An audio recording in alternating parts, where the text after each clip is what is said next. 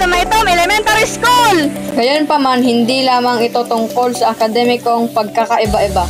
Ang paaralan ay nagmamay-ari rin ng iba't ibang pasilidad at isang eco-friendly na kapaligiran. Tara, tunghayan natin ang mga kaganapan ng aming paaralan. At ngayon, ipapakita namin ang mga pasilidad ng aming paaralan. Ang Maitom Elementary School ay nagbibigay ng tinutukoy na pasilidad sa paghuhugas ng kamay. Ang MES ay may sariling kantina. Maaari ito sa pangmerienda o sa pangtanghalian. Ang Maitom Elementary School ay may sariling kantina. Ang mga pabinta dito ay mura at masarap. Mabubusog ka na sa 10 pesos at 5 pesos mo.